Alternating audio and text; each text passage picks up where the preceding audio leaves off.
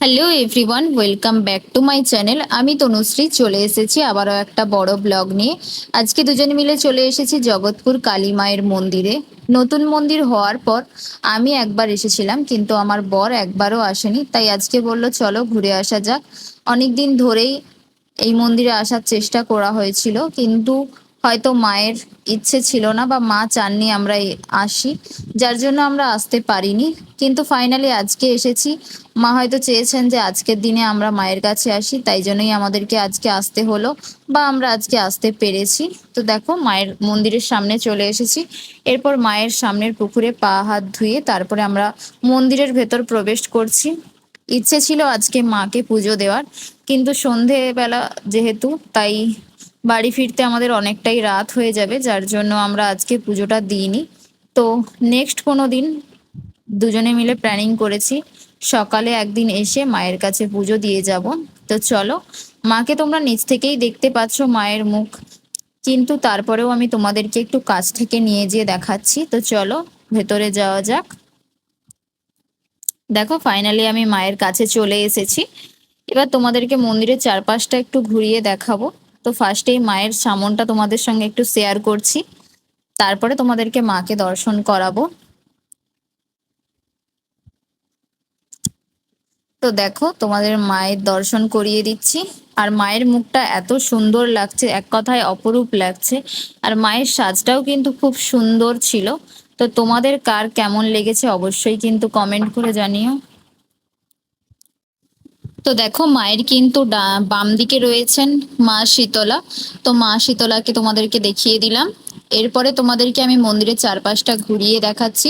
আর মায়ের ডান দিকে রয়েছেন বাবা মহাদেব। তো মহাদেবকে একটু পরে দর্শন করাচ্ছি, তার আগে তোমাদের মন্দিরের চারপাশটা একটু ঘুরিয়ে দেখাচ্ছি। মন্দিরের পেছন সাইডের প্রত্যেকটা দেওয়ালে কিন্তু রয়েছেন আমাদের হিন্দু শাস্ত্রে যেসব দেবদেবীরা রয়েছেন। তো ওনাদেরই ছবি এখানে ফুটিয়ে তোলা হয়েছে, প্রত্যেকটা দেওয়ালে প্রত্যেকটা দেবদেবীর ছবি রয়েছেন।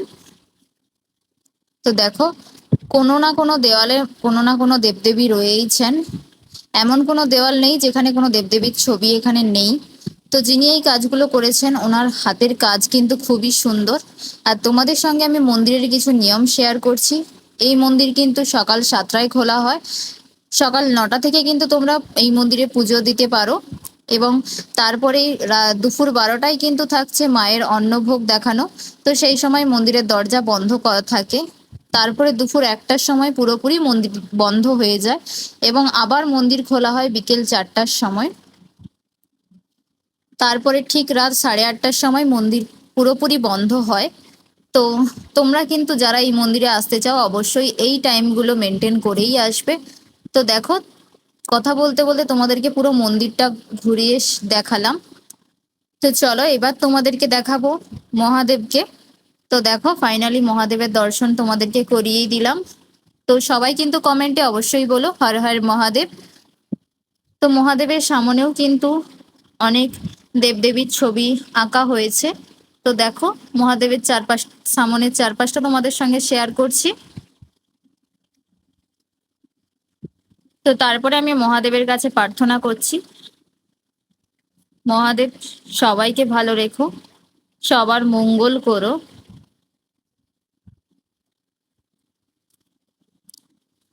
আর মায়ের কিন্তু ডান দিকে বাম দিকে বড় বড় দুটো ঘন্টা রাখা হয়েছে। তো সেই ঘন্টাটাই আমি বাজাবো। তো চলো এবার একটু ঘন্টা বাজানো যাক।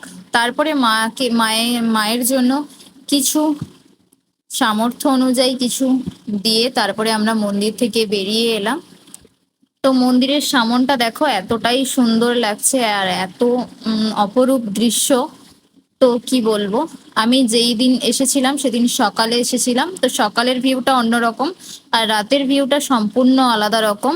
তো দেখো, আর মন্দিরের চারপাশটাও তোমাদের সঙ্গে একটু শেয়ার করছি। এই মন্দিরের সামনটায় দুটো দু সাইডের লাইন ধরে বড় বড় টবে গাছ লাগানো হয়েছে। তো দেখো এবার তোমাদেরকে সামনের চারপাশটা একটু ঘুরিয়ে দেখাচ্ছি। আর নিচ থেকে মায়ের মুখটা পুরো স্পষ্ট ভাবেই দেখা যাচ্ছে, তোমরা দেখতে পারো।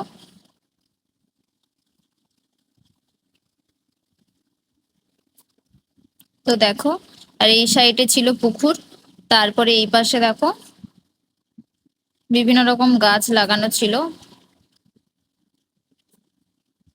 তো চলো, আর এই মন্দিরে কিন্তু প্রত্যেক দিনই সকালে মায়ের অন্নভোগের ব্যবস্থা রয়েছে। প্রচুর ভক্তরা আসেন অন্নভোগ গ্রহণ করতে। তো অন্নভোগে নিরামিষ ভোগ হচ্ছে 70 টাকা এবং আমিষ ভোগ হচ্ছে 110 টাকা। তো তোমরা যদি কেউ ভোগ গ্রহণ করতে ইচ্ছুক থাকো তাহলে অবশ্যই সকালে এসে টোকন কেটে যেতে পারো। তো চলো, আজকে আমরা এখান থেকে বেরিয়ে পড়ছি। আবারও নেক্সট কোনো ভিডিও নিয়ে তোমাদের সামনে আসবো। যদি আমার ভিডিও ভালো লেগে থাকে তাহলে অবশ্যই লাইক, কমেন্ট, শেয়ার এবং সাবস্ক্রাইব করে দিও, ফলো করে দিও।